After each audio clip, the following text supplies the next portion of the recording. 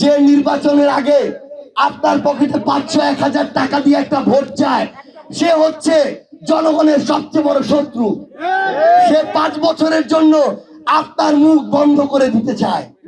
সে 5 বছরের আপনার সবচেয়ে বড় নাগরিক অধিকার, ভোটাধিকারকে কেড়ে নিতে চায়। ওই টাকা তার মুখের উপরে ছুঁড়ে ফেলবেন, না হলে পরের 5 বছর আপনার কাছে বিভিন্ন প্রয়োজনে সে হাজার হাজার টাকা লুটপাট করে নিবে। আপনার তখন আর বলার মুখ থাকবে না। নতুন বাংলাদেশে আমরা এই পরিবর্তনগুলো চাই। আপনাদের সন্তানের বয়সী যারা এই অভ্যুত্থানের নেতৃত্ব দিয়েছে, তাদের বয়স কত ছিল? 20 থেকে 30-এর মধ্যে।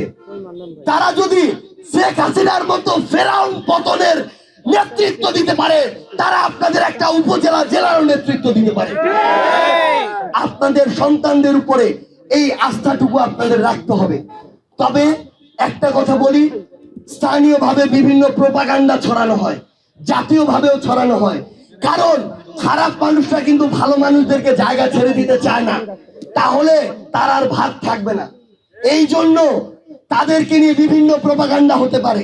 দেখবেন জীবনে অসৎ একটা টাকা স্পর্শ করেনি, কিন্তু তাদের নামে দেশি বিদেশি বিভিন্ন শত্রুরা, এজেন্টরা বিভিন্ন প্রোপাগান্ডা শুরু করেছে যে সে লাখ লাখ কোটি কোটি টাকা বিভিন্ন জায়গা থেকে লুটপাট করছে।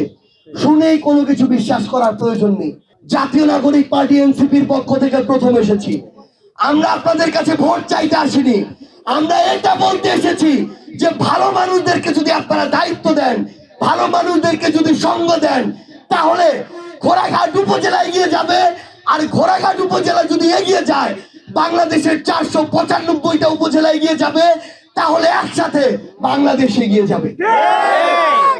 আপনাদের প্রতিনিধির মাধ্যমে আমাদের যারা দিনাজপুরের সন্তান, এনসিপিতে ইমামুর রশিদ ইমন রয়েছে আমাদের কেন্দ্রীয় কমিটির সদস্য হিসেবে। সে আমাদের এই যে দিনাজপুর জেলার একজন কৃতি সন্তান। তার মধ্য দিয়ে আমরা আমাদের জায়গায় আপনাদের যে দাবি দাওয়াগুলো সেগুলো জানবো। আমাদের এখানে ডাক্তার আব্দুল আহাদ ভাই রয়েছেন আপনাদের দিনাজপুরের, আমরা তার মধ্য দিয়ে কিংবা আমাদের যে স্থানীয় যারা প্রতিনিধি রয়েছে তাদের মধ্য দিয়ে আপনাদের সমস্যার কথাগুলো শুনবো। বসুন্ধরা ডায়াপেন্ট এখন আরো উন্নত। এই হট এয়ার থ্রো টপশিট দ্রুত শোষণ করে সোনামণিকে দেয় কোমল অনুভূতি। আমরা সংশ্লিষ্ট যে জায়গায় কথা বলা দরকার, আজকে আপনারা এখানে নদী নিয়ে কথা বলেছেন, ড্রেজিং করার প্রয়োজন হোক আর অবৈধ ড্রেজার মেশিনের অবৈধ ব্যবসা হোক, এগুলো নিয়ে আমরা অতি দ্রুত সময়ের মধ্যে সংশ্লিষ্ট মন্ত্রণালয়ের যিনি মাননীয় উপদেষ্টা রয়েছেন, আমরা তার সাথে কথা বলবো। একটি এখানে আজকে আরেকটি ইস্যু এখানে উঠে এসেছে। বাংলাদেশ সেনাবাহিনীর পক্ষ থেকে এইখানে নির্দিষ্ট কোনো একটা প্রজেক্টের বিষয়ে আমাদের এখানে কথা এসেছে, যার সাথে জনগণের মতামতের একটা বিভক্তি আছে। আমরা আমাদের জায়গা থেকে বাংলাদেশ সেনাবাহিনীর সংশ্লিষ্ট যে জায়গাগুলো রয়েছে ঊর্ধ্বতন কর্তৃপক্ষের, আমরা সেই জায়গায় এই বিষয়গুলো নিয়ে কথা বলবো। আমরা বিগত সময়ে বিভিন্ন নাম করে অনেককেই ভূমি দখল করতে দেখেছি।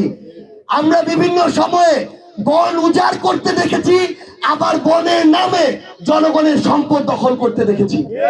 আমরা এগুলো আর করতে দিব না। আপনাদের উপজেলার ভাগ্য আপনাদেরকে নির্ধারণ করতে হবে। এই রোদে কষ্ট করে দর করে ঘাম পড়ছে, তারপর আপনারা এখানে দাঁড়িয়ে আছেন আমাদের কথাগুলো শোনার জন্য, কিন্তু এই কথাগুলো যেন শোনার মধ্যে সীমাবদ্ধ না থাকে।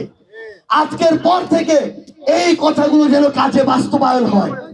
আমার তরুণ প্রজন্মকে একটি অনুরোধ করি, এই উপজেলার যেই দলেরই হোক, যেই কালপ্রিট আছে, দুর্নীতিবাজ, চাঁদাবাজ, ঘুষখোর, দখলদার, তাদের নাম পরিচয় সোশ্যাল মিডিয়ায় প্রকাশ করে দিন।